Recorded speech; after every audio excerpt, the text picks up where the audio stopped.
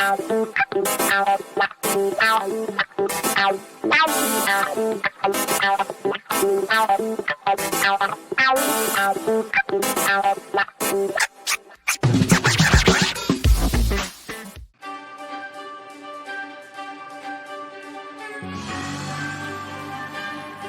the Thom Hartmann Book Club today, our book is by Frantz Fanon, and it's The Wretched of the Earth. This is from the chapter on national culture on page 145. It sort of reads like Thomas Paine, actually. Each generation must discover its mission, fulfill it, or betray it in relative opacity. In the underdeveloped countries, preceding generations have simultaneously resisted the insidious agenda of colonialism and paved the way for the emergence of the current struggles. Now that we are in the heat of combat, we must shed the habit of decrying the efforts of our forefathers or feigning incomprehension at their silence or passiveness. They fought as best they could with the weapons they possessed at the time, and if their struggle did not reverberate throughout the international arena, the reason should be attributed not so much to a lack of heroism, but to a fundamentally different international situation. More than one colonized subject had to say, "We've had enough." More than one tribe had to rebel. More than one peasant revolt had to be quelled. More than one demonstration had to be repressed for us to stand firm, certain of our victory.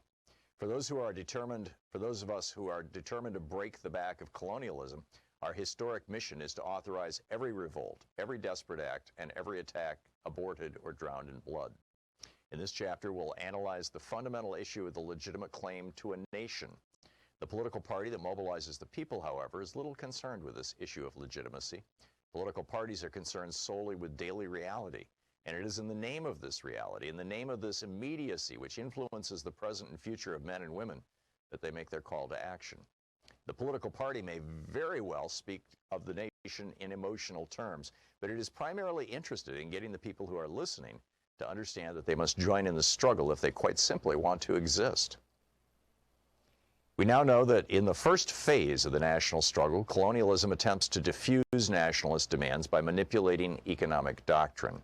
At the first sign of a dispute, colonialism feigns comprehension by acknowledging with ostentatious humility that the territory is suffering from serious underdevelopment that requires major social and economic reforms. And it is true that certain spectacular measures, such as the opening of work sites for the unemployed here and there, delay the formation of a national consciousness by a few years. But sooner or later, colonialism realizes it is incapable of achieving a program of socioeconomic reforms that would satisfy the aspirations of the colonized masses. Even when it comes to filling their bellies, colonialism proves to be inherently powerless. The colonial state very quickly discovers that any attempt to disarm the national parties at a purely economic level would be tantamount to practicing in the colonies what it did not want to do in its own territory.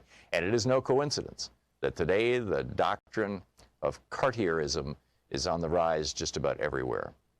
Cartier's bitter disillusionment with France's stubborn determination to retain ties with people it will have to feed, whereas so many French citizens are in dire straits, reflects colonialism's inability to transform itself into a nonpartisan aid program. Hence, once again, no need to waste time repeating, better to go hungry with dignity than to eat one's fill in slavery.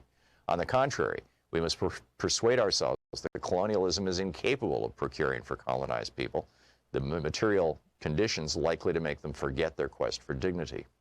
Once colonialism is understood where its social reform tactics would lead it, back come the old reflexes of adding police reinforcements, dispatching troops, and establishing a regime of terror better suited to its interests and its psychology. Within the political parties, or rather parallel to them, we find the cultured class of colonized intellectuals. The recognition of a national culture and its right to exist represent their favorite stomping ground. Whereas the politicians integrate their action in the present, the intellectuals place themselves in the context of history. Faced with the colonized intellectuals' debunking of the colonist theory of a pre-colonial barbarism, colonialism's response is mute. It is especially mute since the ideas put forward by the young colonized intelligentsia are widely accepted by metropolitan specialists.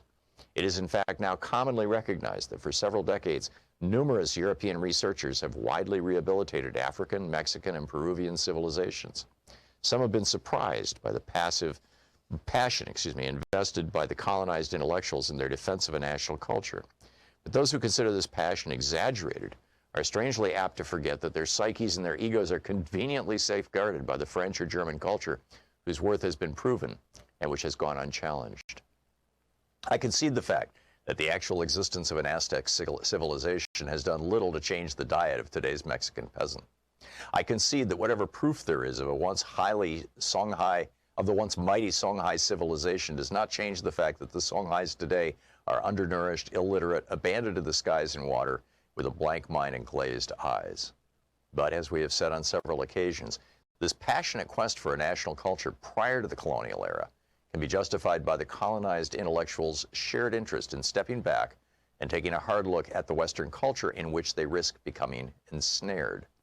Fully aware that they're in the process of losing themselves and consequently of being lost to their people, these men work away with raging heart and furious mind to renew contact with their people's oldest inner essence, the furthest removed from colonial times. Let us delve deeper. Perhaps this passion and this rage are nurtured, or at least guided, by the secret hope of discovering, beyond the pleasant wretchedness, beyond the self-hatred, something that redeems us.